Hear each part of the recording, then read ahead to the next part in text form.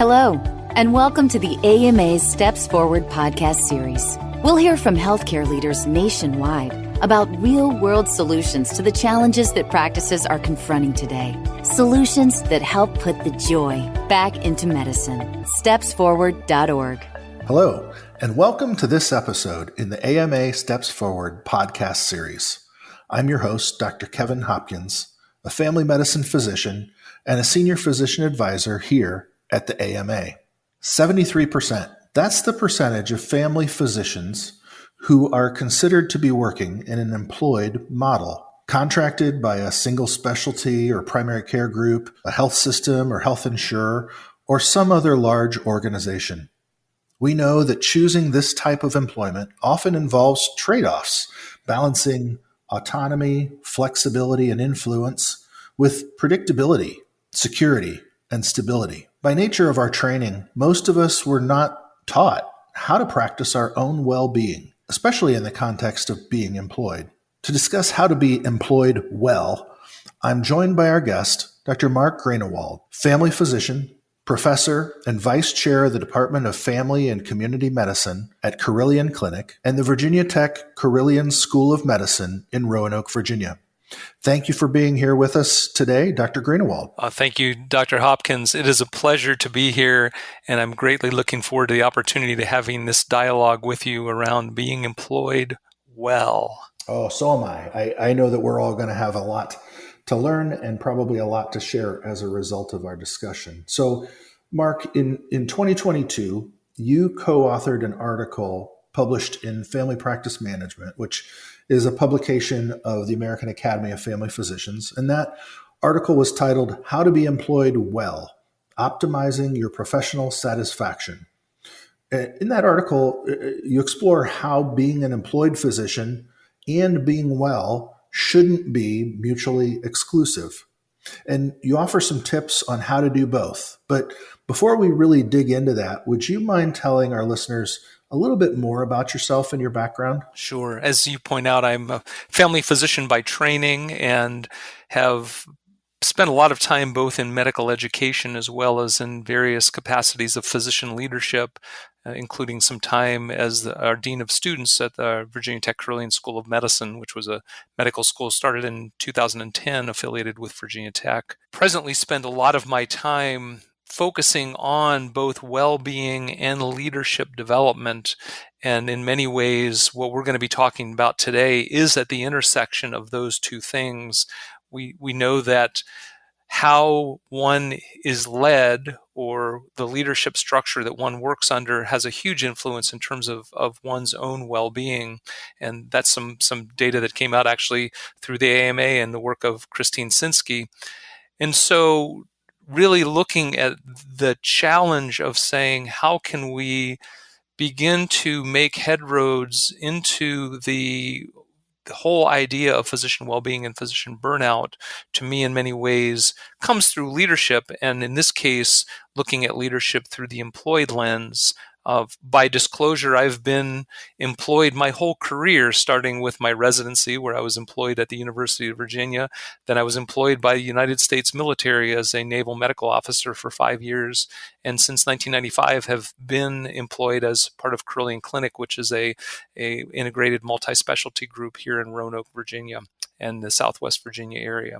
Well, thank you, first of all, for your service to our country, and thank you for your service to your patients. I want to just make sure we level set. What do we mean by being an employed physician? That's different than having a job, right? Sure. The difference is really in many respects on a simple scale where your paycheck comes from. You can think about that. You shared earlier that there are lots of different employment models that one can be part of, including the three that I've been involved with. One which is as part of an academic medical center, one as part of the United States government and the United States military, and then as a not-for-profit health system, a multi-specialty health system. There are lots of other ways that can happen as well. Certainly, as you point out, you can be part of a larger multi-specialty group in many structures, being part of a health insurer. There are now some people employed by health insurers. There are those who are employed now by venture capital, and that's becoming more and more of a prominent model, particularly for some of our subspecialty colleagues. but it really has a lot to do with where your paycheck comes from. So to a certain degree, those who are even in private practice might be considered employed if they're not a partner in the group. So the group is then paying them for their work, and usually as part of employment, you get a salary and then some kind of performance incentive built in as part of that structure. Okay, great. Thanks. That's helpful, I think, just to kind of give that background. And I mentioned in the intro that 73% of family physicians in the US are reported to be working in an employed model. Has there been a shift in that, like employed status, over the last several years or decades? Absolutely. And we see that, first of all, in 2011, which is the earliest we have data from the American Academy of Family Physicians, it was estimated that about 60% of family physicians were employed. And so over the last 14 years, that's gone up by about almost 15%. And the statistic that's even more notable is during that time, the number of graduates who are going into their first job went from 80%. So even in 2011, 80% of new grads were already going into an employed model. That's up above almost 94% now in terms of the number of graduates in from the family medicine residencies who are choosing to go into some kind of employed status. What's also interesting about that, Kevin, is if you look at the larger data around all physicians and what's happening with them, the trend is very similar. That particularly since January 2019, the data that I was able to get access through is through January of 2022. So in those 3 years, which included, of course, COVID and the pandemic, the number of employed physicians across all specialties went from about 62% to about 74%. So our subspecialty colleagues in many ways are mirroring what's happening in primary care, and there's just been a delay in that process, and that's accelerating pretty quickly over the last few years. What are the primary reasons, or maybe more accurately, the perceived benefits of being employed, and have those changed over time as we've seen this shift? Yeah, depending on when your listeners trained, the initial impetus for employment when I went through my residency, going into private practice was still what we all aspired to because that was really the model that was available to us. What happened in the 1990s is that really with managed care, a lot of employment happened in order to leverage financially with insurers. So there was some consolidation because insurers started to become more aggressive about how they approached managing care, and really in many ways looking to cut costs or to become more efficient with care. Those motivations, however, have changed, even though still is some of that, certainly, because healthcare, as we know, is not getting any cheaper in general. And so there's a lot of interest in how we can make sure it is as efficient as possible. Some other motivations have really come more to play across, again, all specialties. First of all, is just the opportunity for more regular work hours and a predictable salary. So not having so much uncertainty about one's salary. And then there's the whole idea of financial risk. When somebody in previous times, somebody would buy into a practice, so they would then be an owner of the practice, but there was a huge upfront cost to that. And as there became more and more medical school debt, the idea of then turning around and buying into a practice became more untenable for many graduates. So that less upfront financial risk, and then having the ability to be provided with the things that you need in terms of staff, in terms of management, call coverage for many became an issue, benefits packages, paying off loans, and the opportunity for loan repayment programs. Electronic health record really motivated a lot of folks because that was their opportunity to gain early access to electronic health records before they became more ubiquitous. Subspecialty networks and having an integrated subspecialty network is something that both you and I are quite familiar with in terms of the work that we do. And then just support for quality initiatives, care coordination, someone to manage staffing so that physicians didn't have to get into the HR aspect of care, and then a lot of administrative task assistance for things like prior authorizations, referrals, medication assistance, paperwork, form completion. all those things, when you look at the totality of those, they all became motivators in different emphasis for different physicians to decide that perhaps employment was a better option for them. So all of those reasons make a lot of sense to me. I came out of medical school in 2002 and residency in 2005 as a family physician. And I remember having conversations with my friends and colleagues about, well, what are you going to do? How are you going to practice? And there was a lot of conversation around the expense of starting a practice, especially with the EHR. And I know you pointed that out, that was a barrier for a lot of people to really going into a private, independent practice model where they owned the practice themselves. Yes, and our training was about a decade apart, and so that's really when the change, I think, started to happen. That was, you came into private practice post managed care, and that's when things were really starting to change. I think the beginning of that change. Again, we don't have a lot of data from back then, but I suspect that's when the curve started to become steeper in terms of more employment. What are some of the trade-offs? When you choose a practice situation or environment, you're obviously choosing one model over another model. What might some people see as the trade-offs or potentially drawbacks to being in an employed model versus an independent, privately owned practice? It's interesting, Kevin, just a data point that I found quite fascinating. This was actually out of some data that Medscape did. They had an employed physicians report in 2022, and they were basically looking at how one perceives employment versus being in independent practice, if you will, and kind of looking at how people assessed their work-life balance. And what they found was that the perception, there wasn't as much of a difference as one might have thought between the two. In general, those who were, quote, independent, assessed that they would have better well-being by being independent than by being employed. However, those who were employed, 44% of them estimated they would have better well-being being employed than being independent. And so the numbers weren't as, it was surprised me given what I had been hearing, particularly from my independent practice colleagues, of all the reasons why it was much more compelling to go into independent practice. But what does one lose by going into a more of an employed model? Well, a few words that come up that we may want to unpack a little bit more, particularly this first one, but there's a potential loss of autonomy, control. There's a potential loss for flexibility, and the perceived potential loss of influence are the ones that I think are the most frequently expressed by those who are thinking about making that move or even have made that move and providing on the other side some reflections on their experience.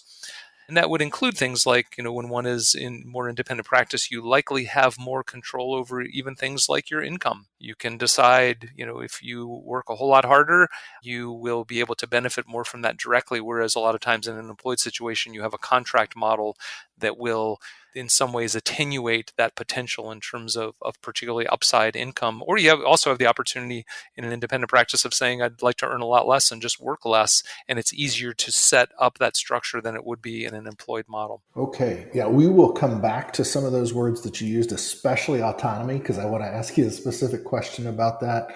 Before we do that, let me ask you some specifics. Some of this you get into in the article from 2022 that I referenced, but you talk about part of being employed is being both organizational and being well. Can you tell me what it means to be organizational? Sure.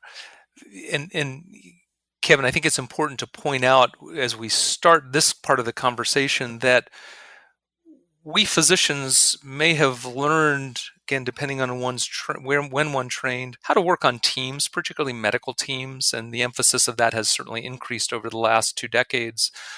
But we never really learned what it would be like to be part of a larger organizational structure and fitting into that. Even when I trained during my residency, yes, I was part of an organizational structure, but departments were much more independent, if you will, and autonomous than perhaps departments are now. And so the idea of how does my work contribute to something greater is part of being organizational. And that has to do with things like alignment. So once one is part of an organization, they are expected to be aligned with whatever goals, whatever values that organization has. There will be leadership structures that will likely be more sophisticated and more complex than would be in an independent type practice organization. There's the idea of citizenship. And now I am part of a structure or a community that will have certain expectations and standards that may be different even than the expectations and standards that I've been taught as part of my professional upbringing. So how do I then navigate through that? There's the idea of how value is calculated that may be different than the value that I see in terms of my independent interaction with a patient. How does that then fit in both economically, but also in terms of quality, in terms of resource allocation? How are those decisions made? And that becomes very different as there's more structure as part of our employment. And then finally, there's a different kind of emphasis on improvement. And particularly in terms of quality improvement, there's the idea of measurement that may look differently, and in some ways different emphasis. Particularly now, if an organization is part of ACO, there may be metrics that are expected that measure improvement that come from outside the organization, and having alignment around those for financial reasons as well as patient care reasons becomes a little bit different than it would be in an independent model. I don't know that I'd ever really thought about it before in exactly the way that you articulated it, Mark, but the fact that we came out of training prepared to be a part of something larger, but really maybe just a group practice, not something a lot larger with a lot of people. I work for a health system now, large multi-specialty group with 77,000 employees. So I was not trained for that. I didn't have experience in that before coming here. And you mentioned being aligned. So, and I got to believe that has something to do with understanding your organization's mission, vision, and values, and what is my role in those things as a contributor to the mission, vision, and values of the organization. And I've heard people say increasingly over the last few years that maybe the values or priorities of the organization for which they work seem to be divergent from their own priorities and values, and that can cause a mismatch. Does that create strain and strife in an employed practice model? Oh, absolutely. And that's where as myself and my co-author colleagues thought about this very issue, because we were experiencing it here, the same concerns that people had about, are we becoming too organizational? Are we becoming too administrative heavy and driven too much by perhaps the economics, and not really thinking, even though we talk about the patient care, there's the financial piece becomes more visible, and really asking ourselves, what does that look like, and what should that look like? And so I think part of that has been that we physicians have in some ways stepped outside of the conversation and given up some of our influence in the journey that health systems particularly, but others, have taken.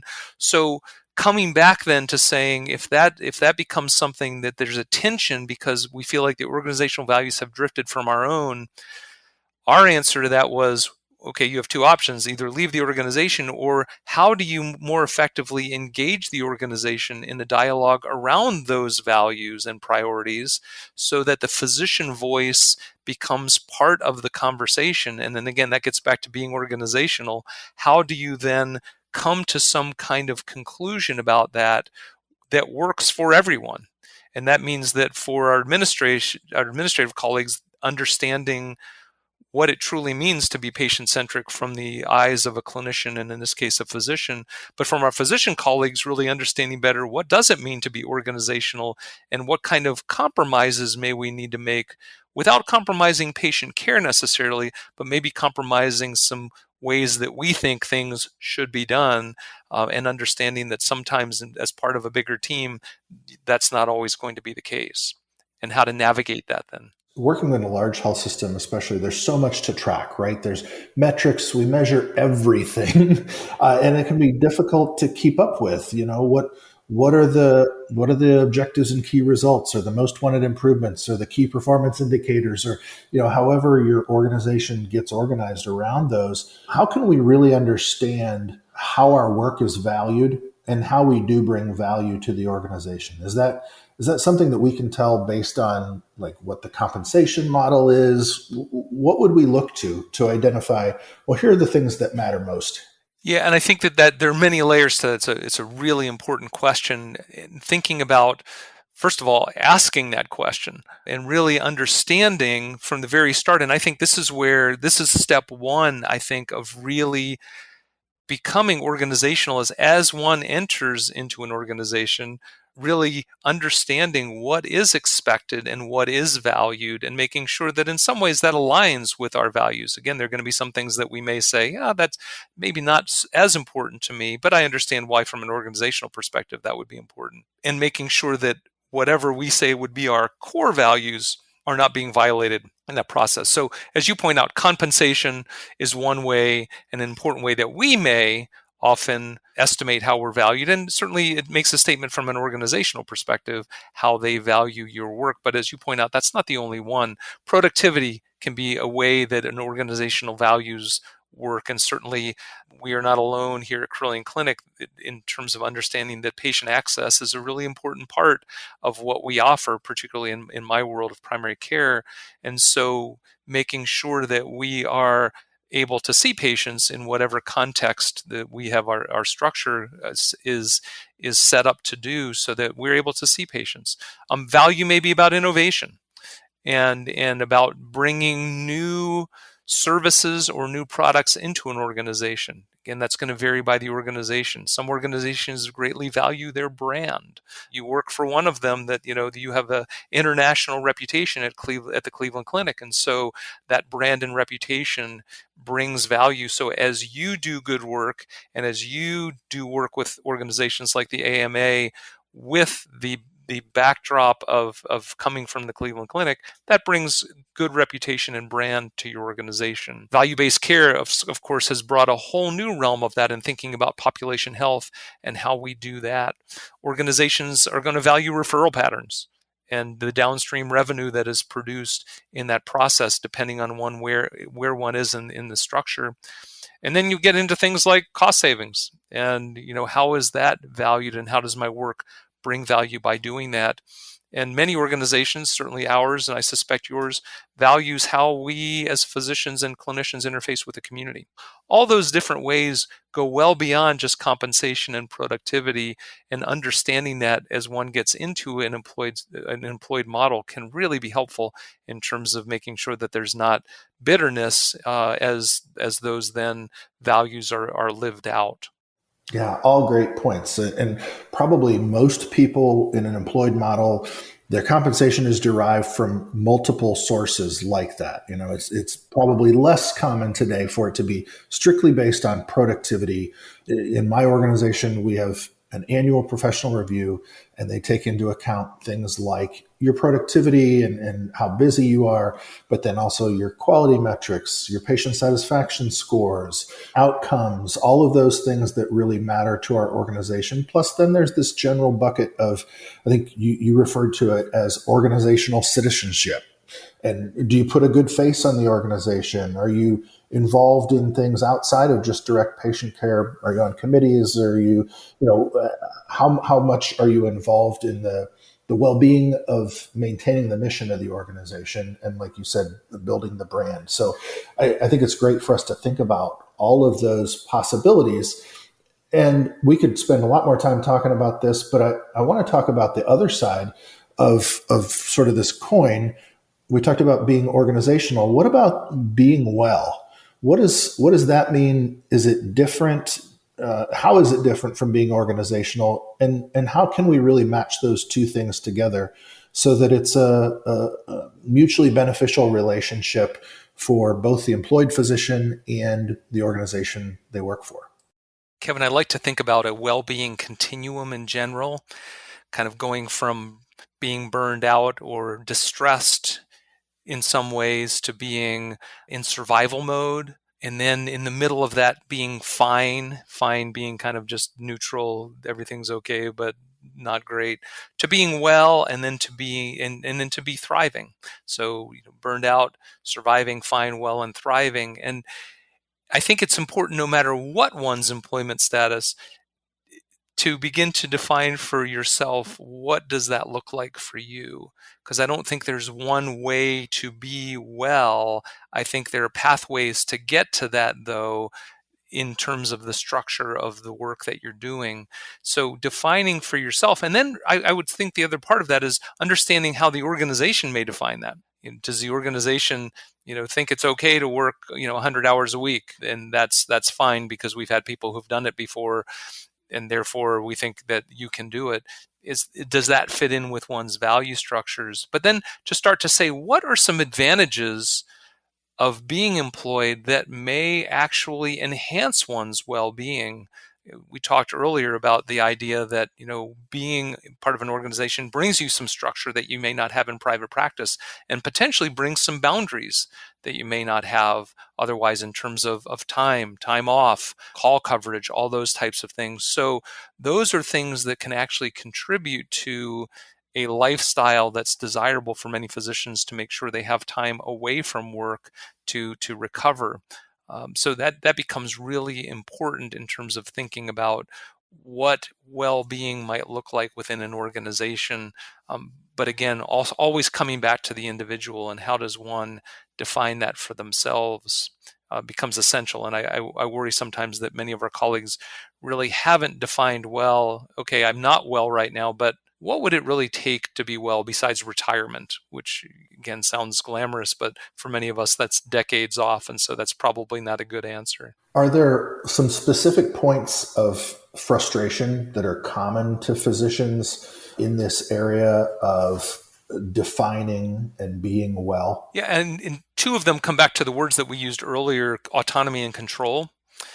And that the idea that I feel like I've given up some power, and that disempowerment causes my well-being to decline.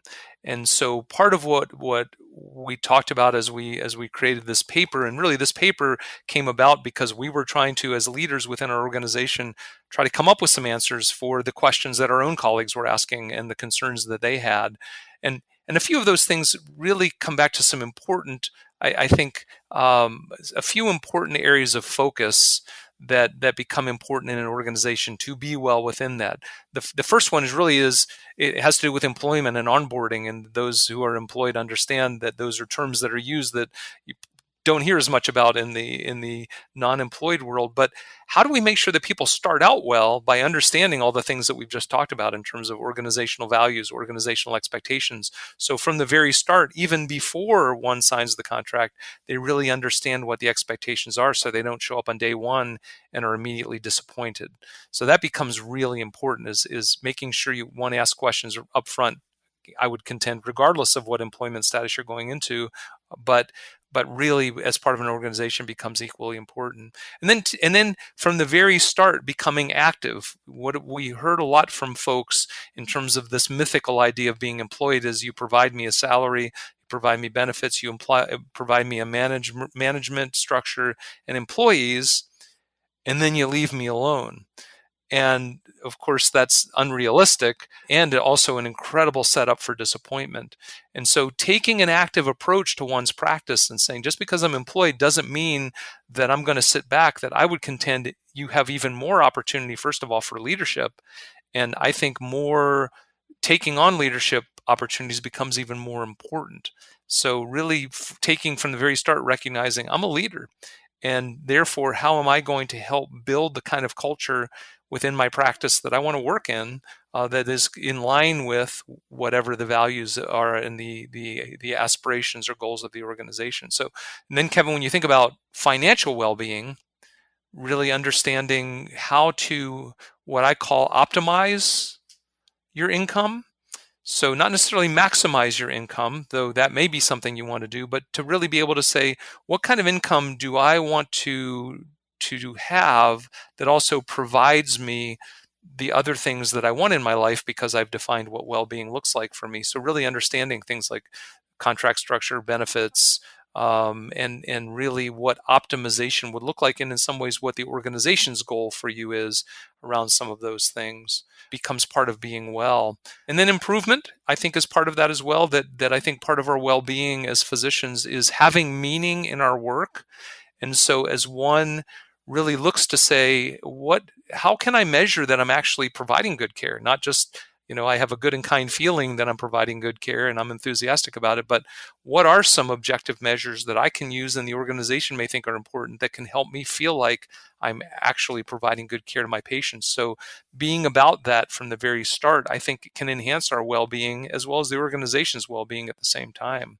What I've learned about autonomy, if you look at the dictionary definition of autonomy, it's self-governance is the first definition. And one can pause and step back from that and say, really, unless I'm in independent practice all by myself and take cash only, I'm really not self-governing. And even then, I have my patients who become kind of my board of directors in terms of influencing my priorities within the practice. So arguably, are any of us really autonomous? But even getting past that, autonomy is not a black and white issue. There are degrees of autonomy that we might have within an organization or outside of an organization. Again, if you're in a large group practice, but it's an independent practice, you still have a governance structure. You still have those who are the owners and those who are the employed parts of that structure. So thinking about when you're employed, how can you get back some autonomy and get that back? And I contend that one does that by getting involved and doing the things that we've just talked about focusing on quality, about looking for opportunities for improvement, communicating effectively about those things, creating a culture of feedback, not only where I'm giving a lot of feedback about my opinions, but I'm open to feedback and growing out of that feedback. And if you will, being, quote, part of the solution, rather than always just bringing up the problems. And my experience has been, as physicians do that, they actually gain autonomy. And the organization gives them more leverage to become more creative, to try new things, because they realize that they want to be part of the system, and they've in some ways bought into the system's goals and mission.